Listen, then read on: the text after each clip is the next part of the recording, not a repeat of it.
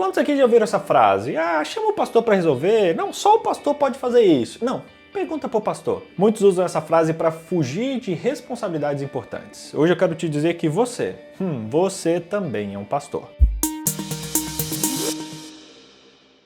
Fala galera, seja bem-vindo a mais um resenha. Nossa lição número 7 tá gostando de aprender sobre Levítico? Ó, vou te dizer uma coisa, eu me surpreendi com esse estudo. Já comecei pensando, gente, lá vai vir aqueles negócios sacrifício, aquele negócio, né? Como é que aplica? Eu sou um cara da prática. Mas, nossa, tá sensacional. Aprender sobre os sacrifícios, sobre como isso influencia na nossa vida prática, tá sendo incrível. Você tá gostando? Se sim, já escreve aqui nos comentários. Tô gostando, BJ. Se não, fala, BJ, acaba logo essa lição, que eu não vou escutar você, eu vou continuar até o final. Beleza? Tô brincando, vambora. Hoje o nosso assunto é muito sério e é muito necessário. Hoje eu quero abrir meu coração para você e dizer de algo que me incomodou muito durante todo o meu ministério. Sempre como pastor, eu já entrei em algumas situações e que eu vi alguns membros da igreja me chamando para resolver coisas que eles mesmos poderiam fazer. Eu não sei se você já fez isso, se você já viu alguém fazendo isso. Muitas pessoas colocando sobre o pastor uma responsabilidade que ele não queria carregar, ou que ele não queria enfrentar aquela situação. Eu me lembro de uma vez que eu fui chamado para ir no hospital orar para uma pessoa que estava doente. Só que ali no telefone eu falei, ok, não, eu posso te orar, mas eu perguntei, você já foi lá e já orou pela pessoa também? E ela falou, não, pastor, não orei, porque a minha oração não é igual a oração do pastor, né? Não, pastor é pastor, eu sou. Não, pastor tem que orar. Sabe, ali eu disse para ela que eu iria orar, mas que ela também poderia orar, porque a oração dela era tão poderosa quanto a minha. A verdade é que todos nós temos que estar preparados para enfrentar alguns momentos difíceis, alguns desafios que a vida cristã vai trazer. É claro que algumas situações, algumas pessoas, alguns problemas é necessário uma experiência de um pastor, de um ancião, de um líder que já passou por isso em alguns momentos. Só que isso não deve ser um motivo para que você deixe de trabalhar para o Senhor e para o seu reino. Nós temos a tendência de achar que todo trabalho eclesiástico, todo trabalho evangelístico, tudo aquilo que não... pastor, pastor tem que fazer isso, pastor é pago para isso. Gente, na verdade, é o contrário. A Bíblia é muito clara em dizer que todos nós somos ungidos como sacerdotes e temos a missão de cuidar de pessoas, de pastorear pessoas. Uns em tempo integral, como é o caso dos pastores, outros em tempo parcial, como é o caso da igreja. Mas todos têm essa responsabilidade. Às vezes eu enxergo a igreja como na arquibancada, olhando para o pastor sozinho no campo e dizendo, vai pastor, ajudando, tal, mas do lado de fora do campo, quando na verdade todos nós temos que estar no campo. Todos nós somos chamados a ser pastores. O pastor, ele é em tempo integral e ele recebe para poder dedicar mais tempo para algumas situações específicas. Mas o sacerdócio, irmãos, é de todos os santos. Imagina o estrago que não aconteceria na sua cidade se tivessem 200, 300 pastores. Imagina se a associação da sua cidade mandasse 200 pastores para tua igreja. Meu irmão, você ia ver uma revolução na tua cidade. E você fala, BJ, isso é impossível. É possível. Sua igrejinha aí com 200 membros, todos são pastores. E quando todos reconhecerem isso, você vai ver o estrago que vai acontecer na sua cidade. Deus valoriza e chama pessoas de todas as cidades para serem ativas na sua obra. E é justamente isso que eu quero explorar com você no dia de hoje. Então, se prepara, porque hoje eu quero desvendar os segredos que Levítico traz para mim e para você. Viu alguma coisa aí? Não viu não, né? Não, só não posso falar. É segredo de Estado.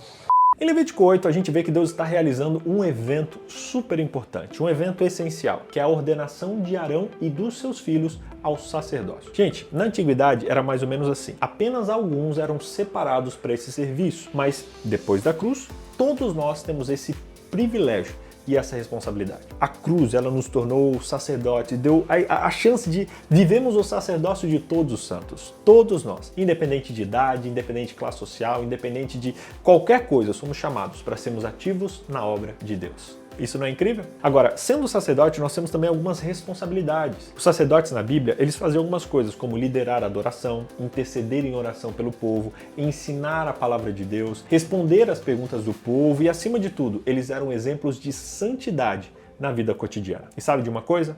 No dia de hoje, essas mesmas responsabilidades são minha e suas. Como sacerdócio real, nós temos que hoje guiar o povo em todas essas questões. Só que existe um detalhe muito importante que muitos se esquecem, é de que os pastores não estão sozinhos nesse trabalho. Eles devem se ajudar, se apoiar e contar com o apoio de Deus. Afinal, o sacerdócio é de todos os santos. Quando todos trabalham juntos, a igreja floresce em unidade, em maturidade e em estabilidade. Uma igreja ativa no ministério e na missão experimenta menos conflitos e mais da presença unificadora de Jesus Cristo. Isso é incrível. Meu Deus. Voltando a Levítico 8, a gente vê que Arão e seus filhos eles foram consagrados ao ministério. E é interessante você observar que Levítico 8 ele estabelece um padrão bastante alto para os sacerdotes de Deus. E isso aqui você precisa prestar atenção. Eles devem ser santos, eles devem ser separados do mundo, eles devem ser como representações vivas de Deus. Isso é muito forte. O mesmo se aplica a nós nos dias de hoje. Todos nós somos chamados a viver um padrão de santidade no ministério e na vida. Nós temos que viver com a consciência de que nós somos sempre sacerdotes, representando Deus, representando Cristo. E as pessoas precisam ver Cristo na nossa vida e na nossa conduta. A maneira de vivermos e de exercermos essa santidade no nosso dia a dia é exemplificada perfeitamente em Levítico 8, 22 a 25. Ali, Moisés colocou o sangue de um carneiro sacrificado na orelha direita, no polegar, no dedo do pé de cada um dos sacerdotes. Isso significava que Deus desejava que eles ouvissem diariamente as suas palavras, que eles fizessem o que é correto, vivendo obedientemente para Ele, e também que eles seguissem as suas instruções e também se envolvessem na sua obra, permanecendo ali firmes pelo que é correto, mesmo que isso significasse ir contra a cultura e o que era aceito naquele momento. Isso representa o dedo do pé. Muito interessante, né? Oh my God!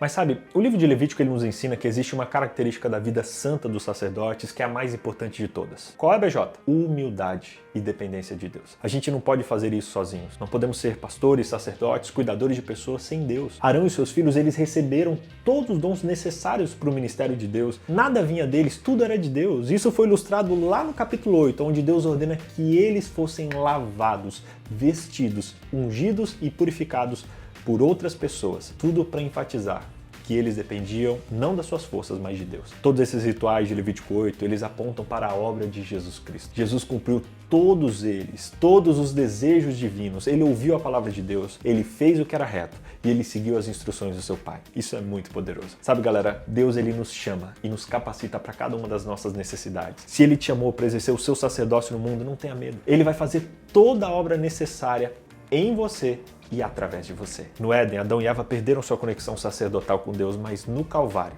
essa conexão foi restaurada. O sangue de Cristo não só nos comprou a salvação, mas também a nossa restauração como sacerdotes de Deus envolvidos na salvação dos outros. Além disso, o Espírito Santo tem um papel muito importante no nosso sacerdócio. Ele é quem fortalece e frutifica o nosso ministério. Os dons que nós possuímos vêm dele. Todos nós somos peças essenciais nessa grande máquina do ministério. Precisamos simplesmente restaurar a postura sacerdotal dentro do cristianismo. É só observar a história da nossa própria igreja. Se você perceber, os primeiros adventistas, todos eles agiam como evangelistas, como plantadores de igreja, como anciãos, diáconos, com posições de liderança voluntárias, liderando suas igrejas locais. Pioneiros da nossa igreja assumiam responsabilidades muito parecidas com os pastores assalariados de hoje, e eles eram voluntários. Hoje não deve ser diferente, cada membro da igreja deve se enxergar como ministro. Sim, você ouviu certo, todos nós temos a capacidade e a responsabilidade de cuidar uns dos outros e de abençoar a nossa comunidade local, mesmo quando o pastor não está presente. Comece hoje essa revolução. Comece hoje esse trabalho, entendendo o privilégio do sacerdócio de todos os santos e faça como Arão e como seus filhos quando foram consagrados. Após a consagração, eles tiveram um tempo para refletir e orar. Se você quer restaurar o sacerdócio na sua vida, você precisa buscar a bênção de Deus. Você precisa se dedicar ao Senhor Jesus, identificar as áreas que precisam ser ajustadas, abandonar os pecados e procurar recursos para ser um ministro, um pastor, uma pastora eficaz. Você, como sacerdote, deve fazer essa reflexão. E isso é mais do que uma necessidade. Isso é a nossa responsabilidade. Resumindo, a lição de hoje nos ensinou os 5 P's. Primeiro, participação.